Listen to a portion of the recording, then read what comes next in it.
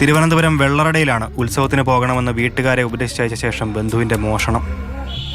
കഴിഞ്ഞ ദിവസമാണ് കേസിനാസ്പദമായ സംഭവം. പ്രതി സുനിൽകുമാർ ബന്ധു കൂടിയായ സന്തോഷിൻ്റെ വീട്ടിലെത്തി. ഉച്ചയൂണിന് ശേഷം ഇയാൾ തൊട്ടടുത്ത ചിമ്മിണ്ടി ക്ഷേത്രത്തിൽ ഉത്സവം കാണാൻ പോകണമെന്ന് ബന്ധുക്കളെ ഉപദേശിച്ചു. താനും കുടുംബവും ഉത്സവത്തിനുണ്ടാകുമെന്നും സന്തോഷം കുടുംബവും നിർബന്ധമായും വരണമെന്നും സുനിൽ ഇവരോട് പറഞ്ഞു. വൈകിട്ട് ക്ഷേത്രത്തിൽ പോയി തിരികെ എത്തിയപ്പോഴാണ് വീട്ടിൽ മോഷണം നടന്നതായി സന്തോഷ് അറിയുന്നത്. അടുക്കളയുടെ വാതിൽ ചവിട്ടിപ്പൊളിച്ച നിലയിലായിരുന്നു. മുറികളിലെ അലമാരകളെല്ലാം വാരി വലിച്ചിട്ട നിലയിലും.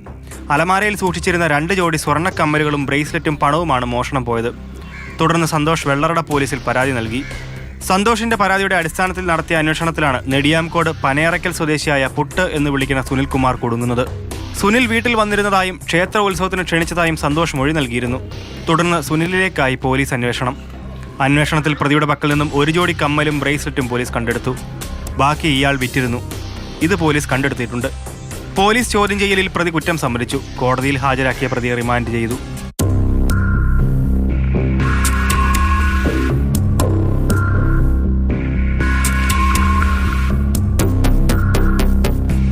മാതൃഭൂമി ന്യൂസ്, തിരുവനന്തപുരം.